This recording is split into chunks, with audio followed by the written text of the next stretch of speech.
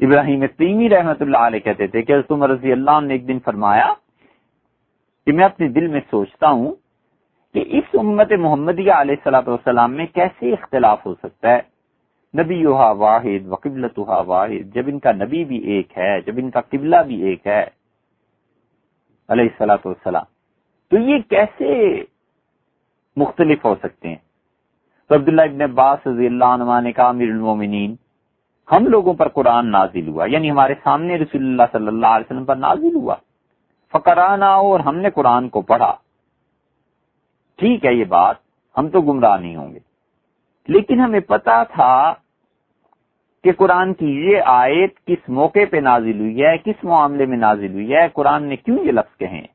یہ الفاظ کا مطلب کیا ہے، وَإِنَّهُ سَيَكُونُ بَعْدَنَا، اور پھر ہمارے بعد اقوام، اس امت میں ایسے گروہ پیدا ہو جائیں گے، یقرؤون القرآن، جو اسی قرآن کو پڑھیں گے، ولا یدرون فیما نزل، اور انہیں پتہ ہی نہیں ہوگا کہ قرآن نے یہ آیت جو کہی ہے یہ کیوں نازل کی گئی تھی، کس کے بارے میں تھی۔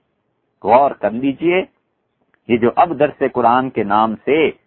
نئے نئے عقیدے بیان کرتے ہیں اور ان عقیدوں کو قرآن سے ہی ثابت کرنے کی کوشش کرتے ہیں، یہ کیا کہہ رہے ہیں عبداللہ ابن عباس رضی اللہ عنہ، یہ عربی اپنے پاس سے نہیں بنا کر کہہ رہے، اس حدیث کو، اس روایت کو موافقات میں شاطبی رحمت اللہ علیہ نے تیسری جلد میں نقل کیا ہے، اور یہ کمال کی بات لائے۔ وہ جو دوسری روایت میں آتا ہے نا حدیث میں ابو داؤد میں کہ اس امت میں پھر بچے اور عورتیں بھی بیٹھ کے قرآن کا درس دیا کریں گی، وہ ایسے ہی لوگوں کے متعلق ہیں جنہوں نے بنیادی طور پر علم حاصل نہیں کیا، اور علم اگر حاصل کر لیا تو تربیت کہیں نہیں ہوئی۔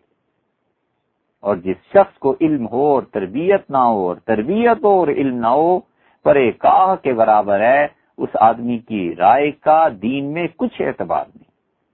تو انہوں نے فرمایا حضرت آپ کہتے ہیں ان کا نبی اور ان کا قبلہ ایک ہے علیہ الصلوۃ والسلام، تو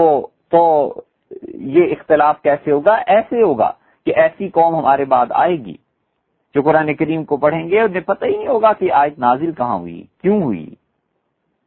تو پھر وہ اپنی رائے سے قرآن کی تفسیر کریں گے۔ فَإِذَا كَانَ لَهُمْ فِيهِ رَأْيٌ، اور جب اپنی رائے کا استعمال کریں گے تو اختلاف کریں گے، کوئی کچھ کہے گا، کوئی کچھ کہے گا۔ ہم تو ایسے نہیں کہتے، ہم سب کو پتہ ہے کہ فلاں آیت کیوں نازل ہوئی تھی، ہم سب ایک بات پر متفق ہیں، لیکن یہ جو بعد والے آئیں گے نا،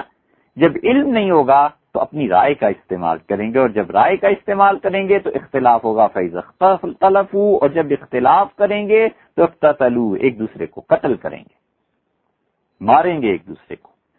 کیونکہ بغیر علم کے ہر ایک کا دعویٰ ہوگا نا کہ جتنا قرآن کو میں سمجھاؤں اتنا کوئی نہیں سمجھا۔ تو ابن عباس رضی اللہ عنہ نے کہا کہ حضرت ہم تو جانتے ہیں قرآن کے بارے میں ہمارے بعد جو آئیں گے علم ہوگا نہیں، اپنی رائے کا اظہار کریں گے، رائے کا اختلاف ہوگا، لڑیں گے، فرقے بنیں گے۔ فزجرہ عمر، حضرت عمر رضی اللہ عنہ نے برا منایا، ڈانٹ دیا اس بات پہ، ناگوار گزرا انہیں کہ وہ اس امت کا یہ حال ہو جائے گا۔ تو ابن عباس رضی اللہ عنہ چلے گئے۔ بہت فرق تھا عمر میں، کم سے کم بھی یہ 50 برس 40 برس کا فرق تو تھا۔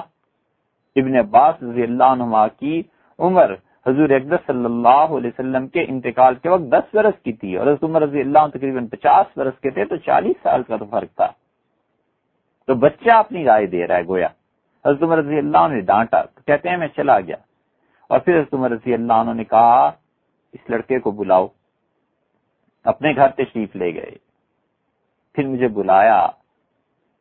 تو مجھ سے فرمایا کہ اعد علیہ ما قلتا، یہ جو تم نے بات کہی تھی اسے پھر دہراؤ۔ تو میں نے پھر دہرائی تو حضرت عمر رضی اللہ عنہ کو میری بات بہت پسند آئی، یعنی جو تشخیص میں نے کی تھی اس بیماری کی اور جو تفرقے کے اسباب بیان کیے تھے، انہوں نے کہا ہاں ایسے ہوگا۔ یہ ہے دلیل اس بات کی کہ ہم کہتے ہیں والجماعت میں اختلاف نہیں، اختلاف اس کے بعد شروع ہوا ہے۔